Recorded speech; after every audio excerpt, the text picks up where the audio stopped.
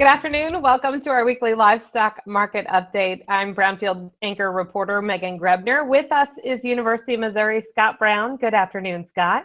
Good afternoon, Megan.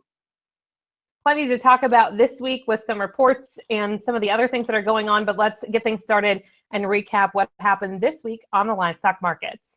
Yeah, absolutely. So we can really talk about what's a stronger week, especially when we look at cash prices for the livestock side. Cash hog prices up nearly $2.50 for the week. When you look at December lean hog futures, up about $1.50 for the week as well. So strength on both sides of futures and cash this week. The pork cutout value was up nearly $1. Bellies, hams, and ribs were all higher for the week. So I just remind us that's the first weekly increase in the pork cutout value that we've seen in nearly 3 months. So it's a nice change on that pork cutout value as well. When we look at the cattle side of the equation, if we look at fed cattle, I'm going to call them up over $2 for the week. On the feeder cattle side, cash feeder cattle prices steady date higher. We had pretty strong demand for the week, especially for those calves that had seen some preconditioning. So good news on the cash cattle side as well. Futures side on cattle, especially feeder cattle, we were down a little bit for the week. We were actually up in midweek, but by the time we got to the end of the week, I think some higher corn prices that we got out of the report this week led to some lower feeder cattle prices as we finished the week here. The choice beef cutout value was virtually flat for the week. It's still running 8% higher than where we were a year ago at this time. So although flat, we are seeing strength relative to where we sit last year at this time. When we look at some of these prices, Scott, especially as we take a look at the massive amount of slaughter numbers we've been seeing, both really on the beef and the pork side of things, are we surprised to see price supports at this level? Well, I certainly think when you think about where we're sitting in terms of both beef production and pork production, up nearly 4% year to date on both those livestock species. Yet when you look at the pork cutout value or the choice beef cutout value, pork cutout value flat relative to a year ago. I don't think we would have suggested we'd be flat when we were at this point last year. Also, a choice beef cutout value actually higher than a year ago, despite putting additional supplies of beef on the market. Just keeps telling us that demand for these products has been much stronger in 2017 and really been the reason for stronger livestock prices that we've seen. And we'll get into a little bit of the demand side of things as we talk about consumer confidence, which came out this week. But let's start first. You alluded to it. WASDE came out. Any surprises as we take a look at USDA's report this week? So I don't think we really saw any major surprises. I think when you look at the report this week, we still see USDA revising downward 2017. So we're sitting here in October, revising downward both beef and pork production for 2017. So reducing those supplies just a little bit. Also talking about, at least on the cattle side, a little higher prices as we finish 2017. Hog prices, they've actually revised down as they look at their 2018 projection. They've knocked about $3 off that hog price for 2018.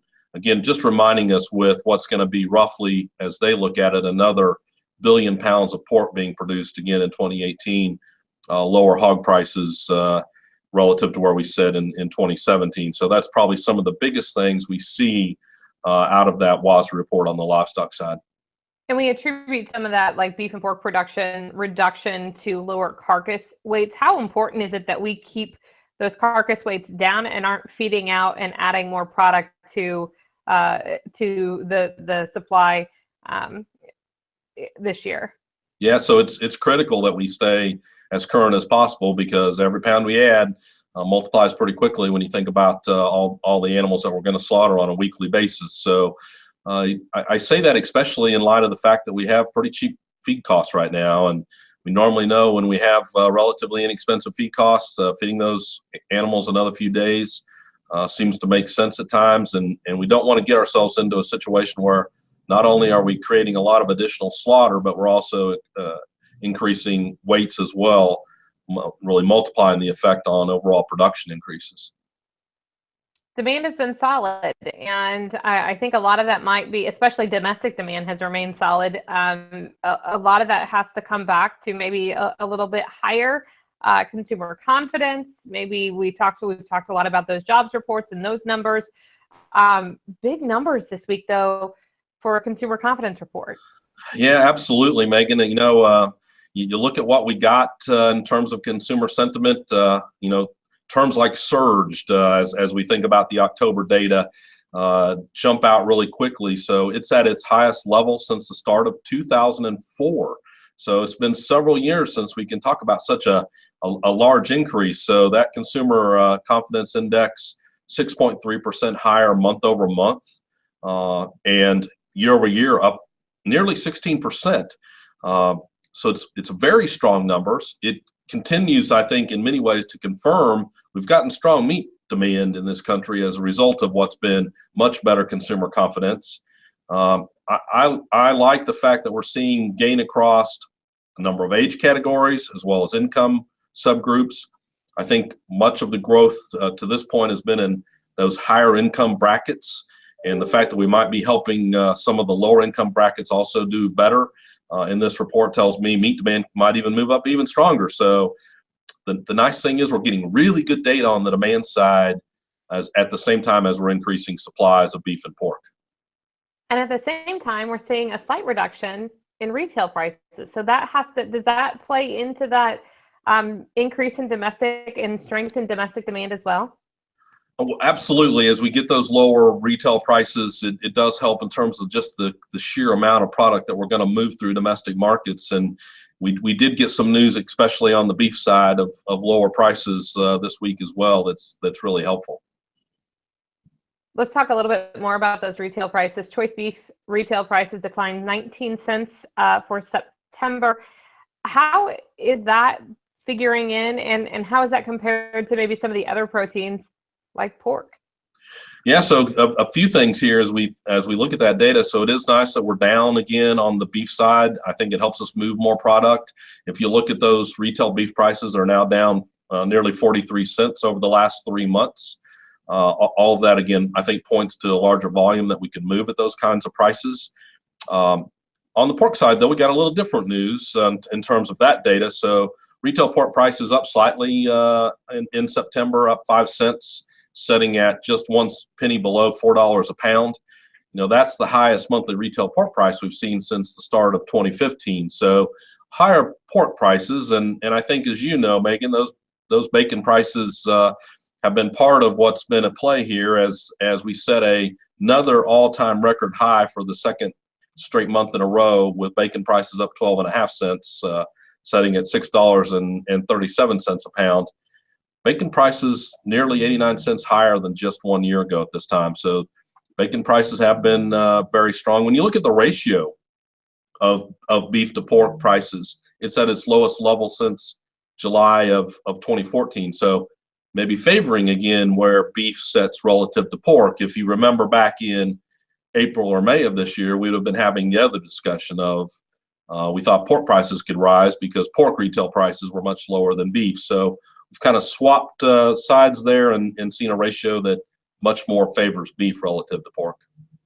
I will never complain about paying a little bit more for American beef and pork products, but I will tell you, as a pregnant lady who really enjoys her bacon, I've had to readjust my pocketbook a little bit too when I'm budgeting for my bacon allotment each week. Yeah, so I think the good news for you, Megan, is I don't anticipate we'll have 3 consecutive months of higher and all-time record bacon prices. So when we talk about this in another 30 days, perhaps we'll be able to talk about some relief for you in terms of your bacon purchases. Well, again, I will never complain about pork producers getting the value that they need, but man, it definitely is a good time for bacon production. Absolutely. Let's talk a little bit about packer margins, because those have been strong this year too, and especially as we're seeing these large runs, slaughter numbers again. We talk about that again continue.